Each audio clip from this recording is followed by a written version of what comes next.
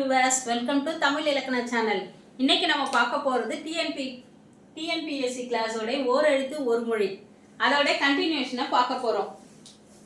நேற்று ஒரு 24 எழுத்துக்கள் சொன்னேன், அதோடைய பொருளும் சொல்லிட்டேன். மீதி இருக்கிற எழுத்துக்களோட அதோட பொருளும் நம்ம பார்க்கலாம். ஓர் எழுத்து ஒரு மொழியை யார் எழுதுனான்னு கேட்டு எந்த இலக்கண நூல்ல இருந்து எடுத்தோம்? நன்னூல்ல இருந்து. யார் எழுதியிருக்கா? பவனந்தி முனிவர். ஞாபகம் வச்சுக்கோங்க. ஓர் எழுத்து ஒரு மொழி மொத்தம் 42 எழுத்துக்கள் இருக்கு. 42 எழுத்துக்கள்ல 40 நெடில் எழுத்து, 2 குறில் எழுத்து தான் இருக்கு. இப்போ பானா எல்லாருக்கும் தெரியும். என்னது பானா? என்னது? இதெல்லாம் கொஞ்சம் ஈஸியான எழுத்துக்கள் தான், கண்டுபிடிச்சிடலாம். பானா என்னது? பாடல். பானா என்னது? பாடல். பூனா மலர். பேனா மேகம். இதுதான் கொஞ்சம் தெரியாது, பேனா மேகம் சொல்லிட்டு. அடுத்தது பை. பைனா என்னது? இளமை. நெக்ஸ்ட் என்னது? போ. போனா என்னது? நம்மளே சொல்றோம் போ, அங்க போ அப்படி சொல்றோம். அப்ப அது என்னது? செல். என்னென்ன சொல்லியிருக்கேன்? பானா பாடல், பூனா மலர், பேனா மேகம், பைனா இளமை, போனா செல். அடுத்து சில வார்த்தைகளை எழுத்துக்களை பார்க்கலாம். அதுக்கான அர்த்தம் என்னன்னு பார்க்கலாம். மா. மானா என்னது? மாமரம். மானா என்னது? மாமரம். மீ. மீனா என்னது? வான். மீனா என்னது? வான். மூ. மூனா என்னது? மூப்பு, வயதாகிறது. மூனா என்னது? மூப்பு, வயது.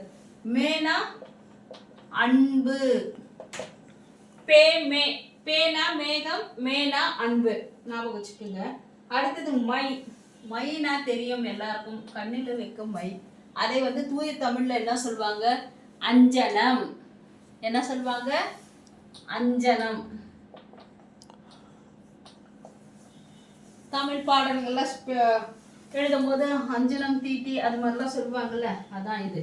மானா மாமரம், மீனா வான், மூனா மூப்பு, மேனா அன்பு, மைனா அஞ்சனம். ஞாபகம் வச்சுக்கோங்க. பேனா மேகம், மேனா அன்பு. அடுத்து பார்க்கலாம்.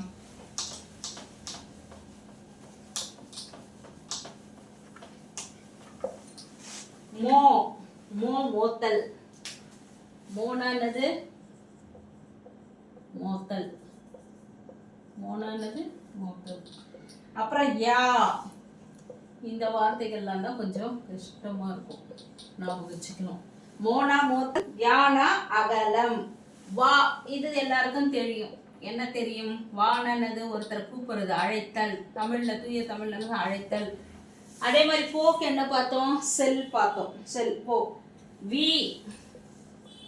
வீணானது மலர்.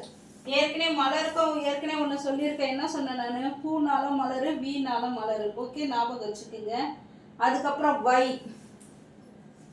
வைனா புல். வைனானது புல். அப்புறம் என்ன இருக்கு? வவ். வவ் கவர். கவர்தல். ஒரு விஷயத்தை கவர்தல், அதான் வவ்.